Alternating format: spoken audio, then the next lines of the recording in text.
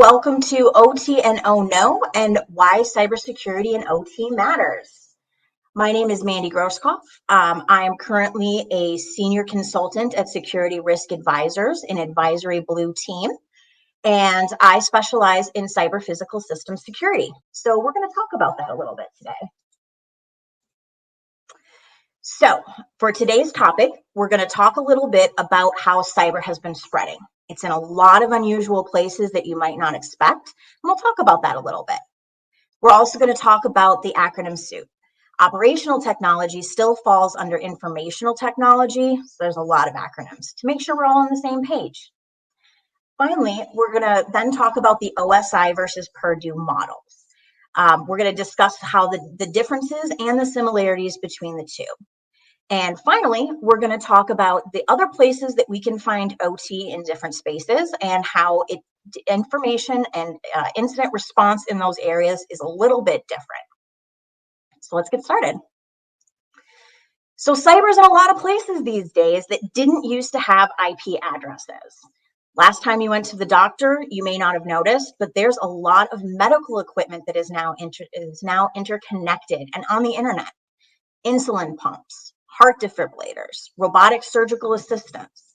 These are all devices that are in really sensitive areas and have access to really sensitive information. And it's important to make sure that that information is really locked down and safe.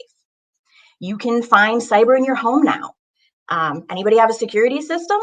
A lot of folks do. A lot of them go to apps that are on your phone. There's a lot of information that a security system has about your house that a would-be attacker might really benefit from. We have automobiles that are self-driving these days. Cyber might actually be able to get you from point A to point B, and not that far in the future, it's already begun. Child monitors. There's all sort of tracking devices for not just baby monitors anymore, but making sure that your school-age child is where you think they should be. Government is now interested in the cyberspace. Drones are a big part of warfare. We now have robots that can assist with detonating potentially dangerous materials, as well as that can crawl in a collapsed building and help with search and rescue. Finally, there's also a lot of operational technology and cyber-connected devices in the manufacturing, the electric grid, oil and gas. We call these critical infrastructure, and they're in a lot of places. So there's a lot of acronyms here. Starting off with, cyber physical systems is kind of a newer term. The older term was really operational technology, and it is used fairly interchangeably. But cyber physical systems is really that umbrella term for a device that bridges the gap between cyber and physical reality. So operational technology is then going to be a subset, and there's a lot of overlap between these different categories, as you're going to see right quickly here. But there's maritime operations. If you're on a cruise and it's able to communicate back to make sure it's not running into other boats, that's a form of communication. Aviation. Not long ago, there was one of the airlines that had an issue with their GPS and stranded many, many travelers. That's also going to be operational technology. Industrial control systems is one of the areas that we're most likely to find this stuff. We've got SCADA systems, which stands for supervisory control and data acquisition. We have programmable logic controllers, or PLCs. We also have other devices, things that fit into the Internet of Things category. That would be your autonomous vehicles. There's even smart agriculture equipment these days. All of that is going to have an IP address. All of that is reachable. And while that's great from a data analytics and a metrics perspective, it's really not going to be that great if somebody's able to get in there and possibly manipulate those results. Now, the industrial Internet of Things is even more interesting because that's already started to bridge the gap between the industry and our homes. Anybody have a smart printer or a 3D printer? Those are things that were more typically seen in industry and have now started transferring to home use. Other things, sensors, medical drugs that may be created, they're going to need to be refrigerated. Those are going to be sensors. Those are going to be the industrial Internet of Things. Once we start getting into the medical side of things, You can do a capsule endoscopy now. You can actually swallow a small camera that will transmit pictures back to a device that you wear on your belt. And that is able to be transmitted to your doctor so that they can monitor you in real time. A lot of these telehealth issues or devices, those are all potentially impacted. And think about the sensitive data that you share with your doctor.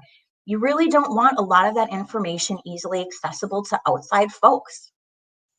So while there's overlap between all of those terms, at the end of the day, operational technology refers to the hardware, the software, and the firmware.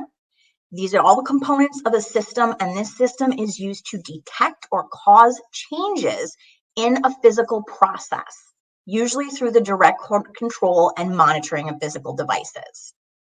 So as you can see from the diagram here, a lot of this is going to be very interconnected, but when we start talking about the different terms, that's when we really like to break it out and make sure that we have the similar understanding.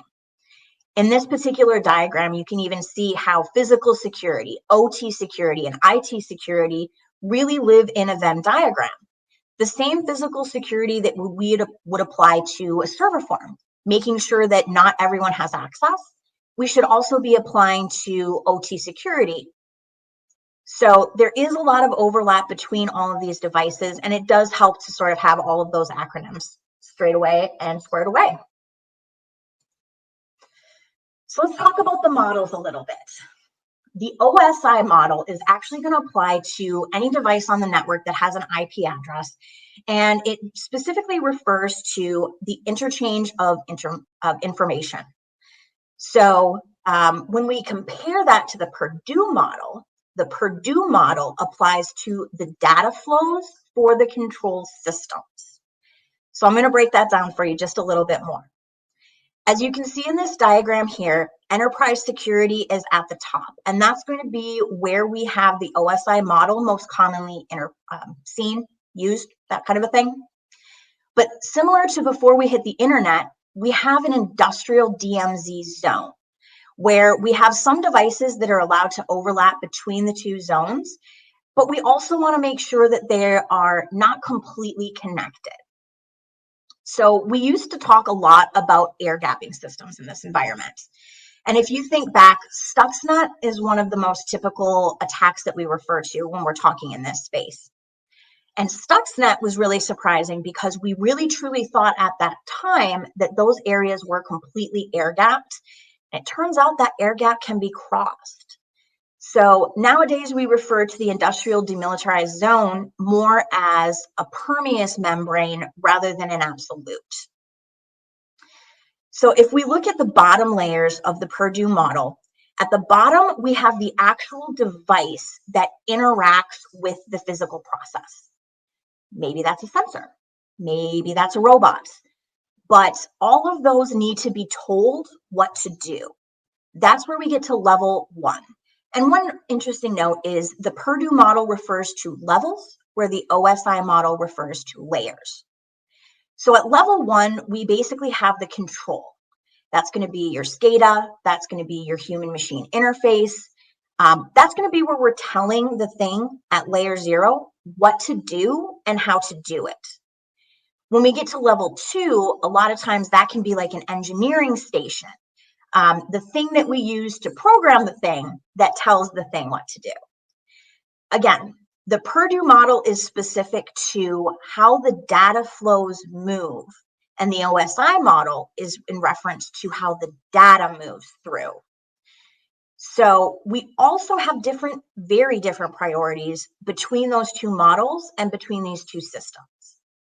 So if you think about your enterprise, we typically defend the enterprise using the CIA triad: confidentiality, integrity, and availability, in that order, are really going to be the most important things to us. In the Purdue model and in the physical world, confidentiality is the least of our concern. Instead, we follow the SAIC quartet, and we've added safety as one of the #1 issues that we need to take care of. Our people on the plant need to be safe, and our consumers downstream that use our products also need to be safe. And that's really our priority here. Following that, we're also interested in the availability, the integrity, and the confidentiality of all of the data as it moves through. So again, it's a little bit almost backwards. However, there's overlap. So any device that has an IP address and communicates, we talk about the OSI model because that is also going to give us those individual layers of how the communication moves through that stack, the TCP/IP stack. And there's a lot of devices that can also be considered OT, where both the Purdue model and the OSI model are going to apply. Mostly because if we look at layer 2 or level 2, again, those devices most likely have an IP address, so we refer to the OSI model for that communication, but they also communicate downward in a way that often doesn't necessarily use the TCP/IP stack. In fact, a lot of the communications that you see are going to be a little old school. So we're going to see buses, we're going to see serial connections, we're going to see a lot of what would be considered antiquated sort of communication methods from an enterprise perspective. But something to keep in mind about operational technology is if you purchase a device that is $500,000 or $1 million, you're going to be very invested in making sure that that asset stays on network and stays functional as long as possible.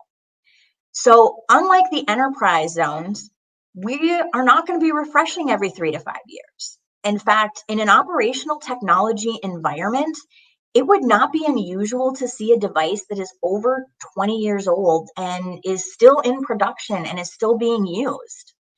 When you think about a device that's that old, how do you do forensics on it if it gets attacked? Do you still have patches available from the manufacturer?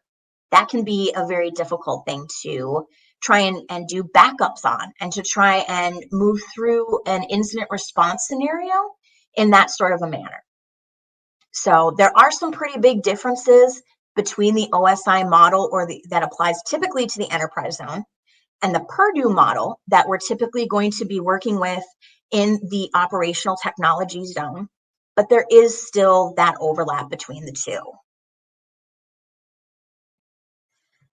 So let's talk about some of these other OT spaces and places that we can really find operational technology. Again, safety is going to be our number one concern. These devices may very well be 20 plus years old. And because availability is one of our number one concerns, these devices are not often taken off network for things like patching. It would not be unusual in an operational technology environment to have a device that doesn't get patched for over a year. Sometimes it's multiple years. It's all about when that maintenance window is in place. And then we have to evaluate, does this patch make sense for this specific device? And that may not always be applicable. That means that these are wildly different environments that you would see in an enterprise zone. Let's think about ransomware. If a device in an enterprise zone gets ransomware, it probably can be taken off network. It can be wiped and reloaded, often back in production within hours, if not days. And we often have good backups that we can use to restore a device if we have to take it off network. That's not always applicable. When you have devices that are 20 plus years old, haven't been patched in 18 months, and they're not going to be patched for another 6, and they are now becoming increasingly internet connected, we're really ripe for some things to happen here that really go awry. The other thing to keep in mind in these spaces is sometimes until we get to what we call the root cause analysis, it doesn't necessarily mean we care if something is a misconfiguration, an insider threat, or a mistake, or a cyber attack. What we have to deal with and work through is the end result. So if we go ahead and we take a look at this chart here, we can see some really notable attacks over the last couple of years. So I did bring up Stuxnet, but that's getting to be a little long in the tooth, so I'm not going to belabor that point. If you're not already familiar with it, it's a great attack. Definitely look it up. But in the last several years, we've seen some very interesting things take place. The first one was the attacks on the electric grids in Ukraine. In both 2015 and 2017, with high confidence, we believe that Russia created and distributed malware as part of their warfare techniques to intentionally take down the electric grid as part of their attack. This was pretty novel. This was the first time that we saw a state level actor that really stepped in and was using an attack on civilian, what we call critical infrastructure, as part of their warfare efforts. So while this was pretty novel, in this case, Ukraine was very recent to having automated their electric grid. And what they were able to do was actually revert back to a manual production process and keep going through and keep the lights on, keep the electricity flowing. But it was still very novel that we had these state actors, again, attacking that critical infrastructure. Here in the US, I bet a lot of you remember 2 years ago when the Colonial Pipeline attack happened.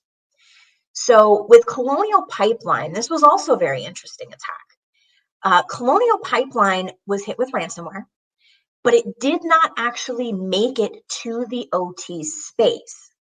Now, the reason it was interesting was twofold. One, it really brought this idea that some sort of a cyber or otherwise incident on critical infrastructure in the US, this could actually really impact supply and demand. There were folks filling up grocery bags and plastic bags full of gasoline because they were worried about the supply and being able to continue through with their life processes. It turns out, really, when we dug in with Colonial Pipeline, the OT environment was protected and it was safe. However, OT is now, we talk about the air gap. I mentioned that. But sometimes the services that allow the enablement of OT are so mission critical that without them, we're not able to continue the function of the operational technology environment. And that's what happened at Colonial Pipeline. All of the supporting processes were caught up in the ransomware incident.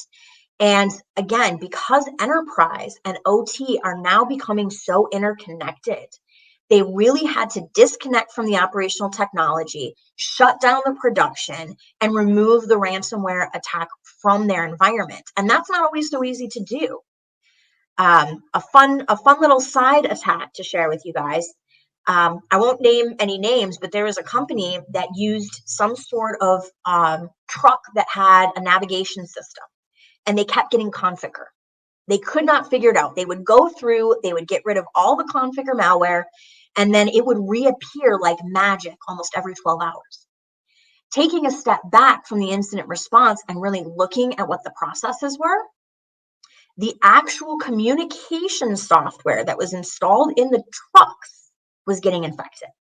And every 12 hours when they did a shift change, the new trucks would come back on site, upload the data, upload the configure, and then the next shift would take over. They would drive off site, incident response would remove all of the configure, and then suddenly it would keep reappearing.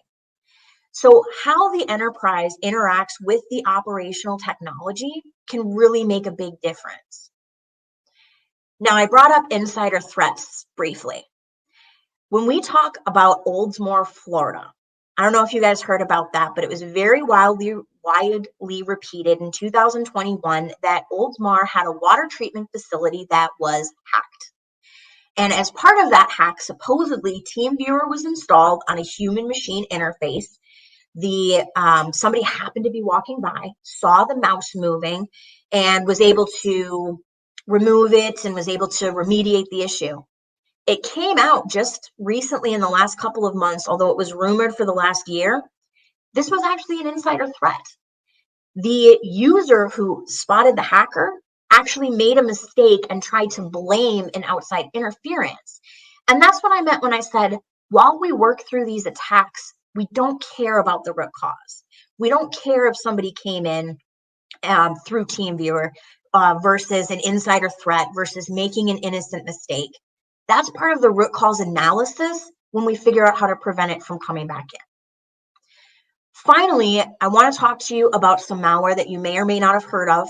It was publicly announced early last year, and it was called Pipedream. This was a malware framework that had interoperable pieces. We found it, and we're not naming names, but we found it in US critical infrastructure, multiple locations. And with these modules, it absolutely had something that would have worked for just about every enterprise. It would have worked in electric, it would have worked in the water treatment. And we caught it through the use of blue teams, through the use of people who are these threat hunters. We were able to discover this malware. We were able to put a fix out for it, and we were able to rip it out of all of our utilities before anything bad happened. So there's definitely a lot that we can do in this space. But before we can really go ahead and do the blue team exercises to keep these spaces safe, we need to have an understanding of how these spaces are different from the enterprise, and we need to understand how to move through them. So, if you have any questions or comments, or if you'd like to keep the conversation going, I think operational technology is an absolutely fabulous area to work in. There's a lot of really interesting things that we do here, and you can kind of classify it as everything but enterprise. So if you would like to have a discussion about how to apply cybersecurity to robots, airplanes, critical infrastructure, I would absolutely love to keep the discussion going with you. And at this time, I'll open it up for any questions or comments.